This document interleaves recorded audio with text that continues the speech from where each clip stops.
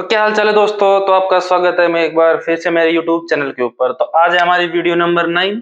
Video number 8 में हम workman compensation reserve को कंप्लीट कर चुके हैं। तो आज का जो हमारा टॉपिक होने वाला है वो होने वाला है इन्वेस्टमेंट फ्लक्चुएशन रिजर्व, या फिर हम फंड भी बोल सकते हैं, एक ही बात। ठीक है, हम अकाउंटिंग ट्रीटमेंट सीख रहे हैं कि प्रॉफिट शेयरिंग रेशियो में चेंज होता है, तो इन सबका अकाउंटिंग ट्रीटमेंट कैसे किया जाता है। तो आज हमारा टॉपिक रहेगा इन्वेस्टमेंट फ्लक्चुएशन रिजर्व। अब देखो ये कैसे गिवन होगा। आपको एक बैलेंस शीट गिवन होगी। देखो मैं यहाँ एक्सट्रैक्ट बना रहा हूँ, एक्सट्रैक्ट का मतलब छोटा सा फॉर्म बना रहा हूँ, वैसे आपको कंप्लीट बैलेंस शीट गिवन होगी। ठीक है, इस साइड आपको इन्वेस्टमेंट गिवन होगी। किसी भी टाइप की इन्वेस्टमेंट आपको गिवन हो सकती है, इन्वेस्टमेंट के नाम से होगा। तो हम अज्यूम कर लेते हैं कि इन्वेस्टमेंट हमको गिवन है 2 लाख रुपीज की।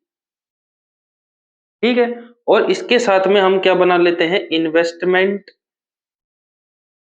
फ्लक्चुएशन फंड बना लो, या फ्लक्चुएशन रिजर्व के नाम से भी बोल सकते हैं, कोई दिक्कत वाली बात नहीं है। तो हम अज्यूम कर लेते हैं कि हमने बना रखा है 50,000। ठीक है, शॉर्ट फॉर्म में हम लिख लेते हैं IFR हमने बना रखा है। देखो सबसे पहले आप मीनिंग समझो।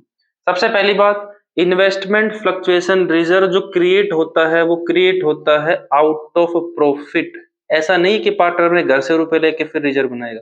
जो भी during the year profit generate होगा उसका जो कुछ पार्ट है हम रिजर्व में ट्रांसफर कर देंगे। और दूसरी बात, ये हमारी लाइबिलिटी साइड शो की जाएगी, और इसका जो बैलेंस होता है वो होता है क्रेडिट बैलेंस। ये आपको दो चीजें ध्यान रखनी है, आउट ऑफ प्रॉफिट क्रिएट होगा और इसका जो बैलेंस होगा वो क्रेडिट बैलेंस होगा, और लाइबिलिटी साइड में शो किया जाता है आपका बैलेंस शीट के अंदर। ठीक है, दूसरी बात देखो, पर्पस क्या होता है इन्वेस्टमेंट फ्लक्चुएशन रिजर्व बनाने का। तो देखो इसका जो पर्पस होता है बेसिकली वो ये होता है कि हमने कोई इन्वेस्टमेंट परचेज कर रखी है, जैसे गोल्ड में इन्वेस्ट कर रखा हो, किसी मार्केटेबल सिक्योरिटी में इन्वेस्ट कर रखा हो लॉन्ग टर्म वाली में, कोई बॉन्ड्स के अंदर, किसी भी टाइप की सिक्योरिटी के अंदर, मनी मार्केट क्रेडिट वगैरह, जो जहां पे भी हमें इन्वेस्टमेंट करना चाहते हैं इन्वेस्टमेंट कर रखा है।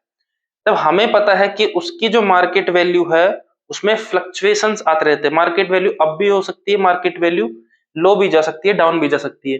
अगर इसकी मार्केट वैल्यू अप जा रही है इसका मतलब तो हमको प्रॉफिट हो रहा है, इसमें तो कोई दिक्कत की वाली बात ही नहीं है।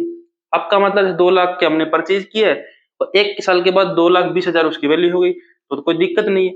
लेकिन अगर मार्केट वैल्यू डाउन चली जाए, मार्केट वैल्यू क्या हो जाए, डाउन हो जाए, तो हमको क्या हो सकता है, लॉस हो सकता है।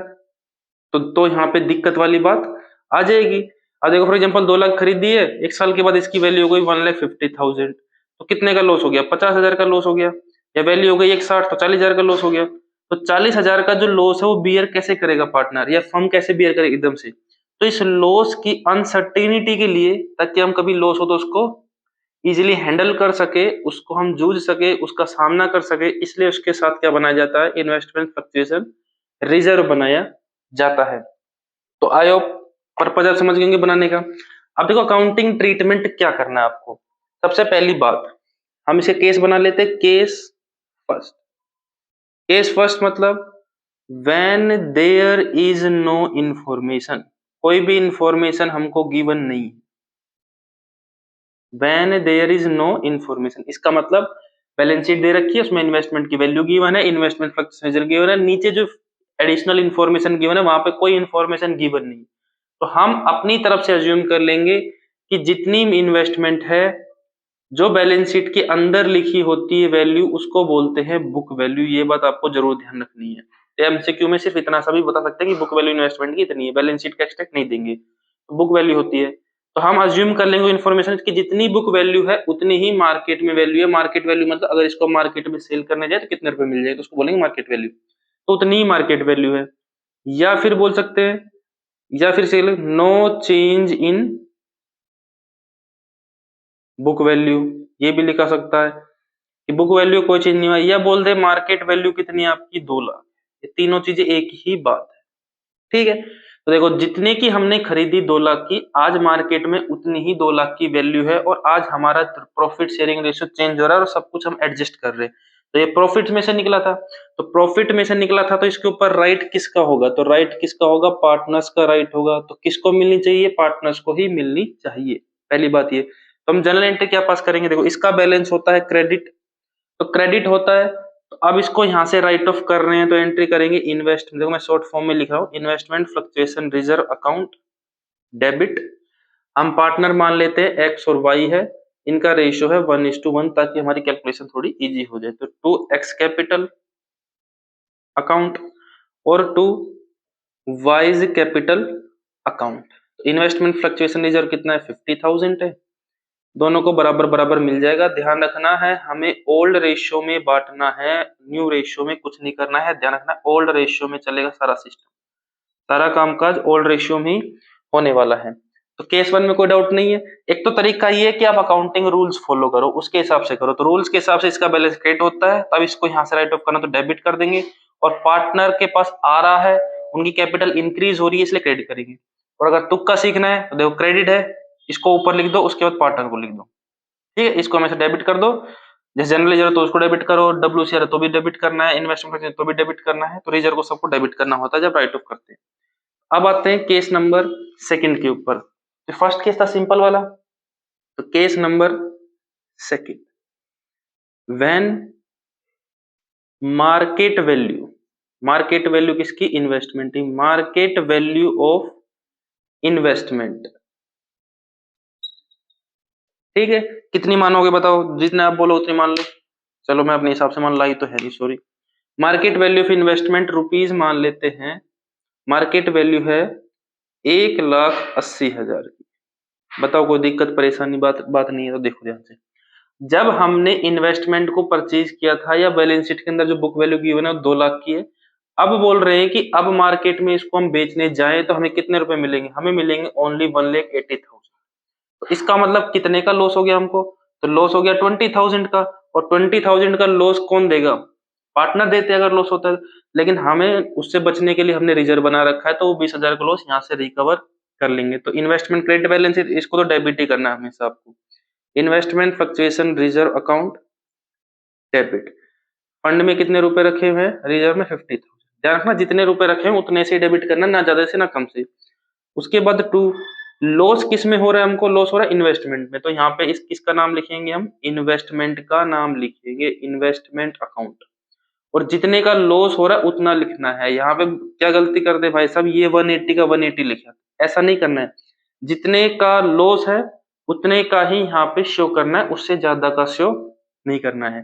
ठीक है, देखो क्यों कर रहे हैं इन्वेस्टमेंट क्रेडिट। एसेट का रूल होता है कि एसेट अगर इंक्रीज होगा तो डेबिट होगा, एसेट अगर डिक्रीज होगा तो क्रेडिट होगा। 2 लाख से 1,80,000 हो गए तो एसेट डिक्रीज हो रहा है, इसलिए हमने इन्वेस्टमेंट को यहाँ पे क्रेडिट किया है। अब ध्यान से देखो, रिजर्व में कितना था भाई साहब, रिजर्व में था 50,000। कितना था रिजर्व में 50,000, और उसमें से 20,000 हमने इन्वेस्टमेंट लॉस के लिए कवर कर लिया। तो remaining balance in investment fluctuation reserve will be 30,000। तो उस 30,000 क्या होगा, उस 30,000 को हम पार्टनर को दे देंगे। तो ये लो पार्टनर में ट्रांसफर कर दिया एक्स कैपिटल अकाउंट, और 2 वाइज, और ओल्ड रेशियो कितना है 1:1 है, तो 30,000 को हम बराबर बराबर दोनों में क्या कर देंगे, कैपिटल में ट्रांसफर कर देंगे, डिस्ट्रीब्यूट कर देंगे। ओल्ड रेशियो में करना है। तो ये था हमारा केस सेकंड। अब देखो case third, case number third क्या बन सकता है हमारे पास। तो केस नंबर थर्ड हो सकता है when market value of investment. कितनी हो मार्केट वैल्यू ऑफ इन्वेस्टमेंट, हम मान लेते हैं 1,50,000 है इस बार। मार्केट वैल्यू कितनी है, रुपीज 1,50,000 है। अब देखो ट्रीटमेंट शुरू करो, investment fluctuation reserve account debit. ये तो हमें पता है डेबिट है, और जितना इसके अंदर रखा हुआ पैसे रख दो। अब दूसरा देखो, अब इसका यूज कहाँ का करना है वो देखना है। मार्क बुक वैल्यू है 2 लाख, मार्केट हो गई 150 की, तो लॉस कितना हो गया 50,000 का। तो पहले लॉस देखो कितने का है, 2 इन्वेस्टमेंट अकाउंट 50,000, ये लो। ठीक है, पार्टनर बोल आएंगे कुछ पैसा बचा हुआ है क्या हमारे लिए, तो बोलेंगे क्या भाई इस बार तुम्हारे लिए कोई भी पैसा रिमेनिंग नहीं है। जितने का लॉस था उतने का रिजर्व बना रखा था, सारा का सारा रिजर्व हमने इन्वेस्टमेंट पर्पज के लिए यूज कर लिया, आपके लिए इस बार कुछ भी नहीं बचा है। तो ये आपका केस नंबर थर्ड हो गया। अब देखो केस नंबर फोर्थ देखते हैं, और कैसे कैसे हो सकता है। देखो ये एमसीक्यू में पूछ सकते हैं, और आपका जो 6 नंबर का क्वेश्चन आता है जिसमें रिवेल्यूशन वगैरह सब कुछ पूछा जाता है, उसमें भी आपसे पूछ सकते हैं। तो केस नंबर फोर्थ देखते हैं। केस नंबर फोर्थ क्या बोल रहा है देखो ध्यान से, when market value of investment rupees 1,30,000। इस बार मार्केट वैल्यू हो गई है 1,30,000। तो अपना ट्रीटमेंट स्टार्ट करेंगे। ये क्रेडिट है, इसको तो अगर बैलेंस शीट से हटाना है तो डेबिट तो करना ही पड़ेगा, इसको तो हमेशा डेबिट ही करना है और इसमें जितनी वैल्यू है उतनी ही लिखनी है, ना ज्यादा ना कम। लॉस को मत देखना, लॉस ज्यादा कम हो हमें को ले देना नहीं, जितना रिजर्व में पहले उतना ही करेंगे ट्रांसफर। उसके बाद देखो बुक वैल्यू कितनी है, 2 लाख है, और मार्केट वैल्यू कितनी हो गई है, 31 हो गई है, तो इसका मतलब इन्वेस्टमेंट में लॉस हो रहा है और इन्वेस्टमेंट की वैल्यू कम हो रही है।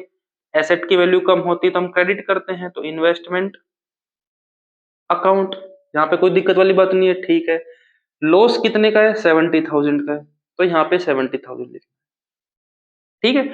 लॉस लिखते टाइम आपको रिजर्व नहीं देखना है, रिजर्व में जितनी अमाउंट है रिजर्व में लिख देंगे, जितना इन्वेस्टमेंट में लॉस है उतना लिख देंगे, कम हो ज्यादा हो बराबर ये चीजें नहीं देखनी। अब देखना, देखो हमने रिजर्व बना रखा था 50,000 का और इन्वेस्टमेंट में नुकसान हो गया 70,000 का, तो 70 में से 50 तो कवर कर लेंगे रिजर्व से, लेकिन फिर भी 20,000 रुपए बचे। 20,000 रुपए कौन देगा, 20,000 रुपए कौन देगा, पार्टनर देंगे।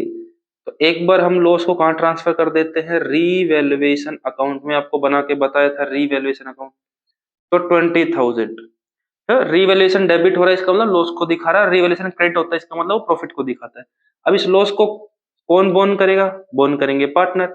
जब तक पार्टनर की जेब में आ रहा था तो तब तक हम पार्टनर को क्रेडिट कर रहे थे, अब पार्टनर की जेब से जाएगा तो पार्टनर क्या करेंगे, अब डेबिट करेंगे। ध्यान रखना ये चीज है, पार्टनर की पॉकेट में आता है तो क्रेडिट और पार्टनर की पॉकेट से जाता है तो डेबिट, ठीक है।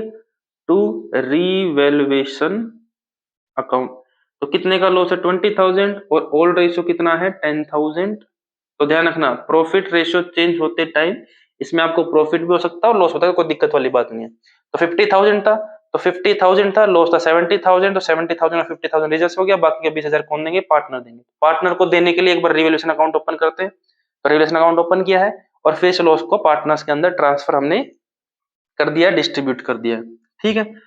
अब देखो एक लास्ट केस और देखो, अब तक तो हम वैल्यू क्या कर रहे थे, डाउन कर रहे थे इन्वेस्टमेंट, तो जरूरी थोड़ी कि भाई साहब हर बार डाउन ही हो जाए, ये तो बहुत दिक्कत वाली बात है। वैल्यू अब भी तो हो सकती है, तो हम मान लेते हैं कितनी हो गई वैल्यू, अब 2,30,000 हो गई है, ठीक है। अब देखो ध्यान से, investment fluctuation reserve, investment fluctuation reserve account debit, कितने से डेबिट होगा, जितना रिजर्व में अमाउंट होगा उतने से ही होगा डेबिट, 50,000। अब ध्यान से देखो इन्वेस्टमेंट की बुक वैल्यू कितनी है, 2 लाख और मार्केट वैल्यू कितनी है, 2,30,000। तो इस बार तो वैल्यू बढ़ गई, तो इस बार इन्वेस्टमेंट में कोई भी लॉस नहीं हुआ है, और अगर इन्वेस्टमेंट में कोई भी लॉस नहीं हुआ है तो रिजर्व में से कुछ भी पैसे यूज करने की जरूरत नहीं है, तो सारा का सारा रिजर्व करेंगे उठा के हम पार्टनर में बांट देंगे कि भैया इस बार रिजर्व में से एक भी पैसा हमने यूज नहीं किया है, तो सारे के सारे आप ले जाओ, कोई दिक्कत वाली बात नहीं है। तो पार्टनर खुश, दोनों को 25,000 रुपीज मिल गए, बहुत अच्छी बात है।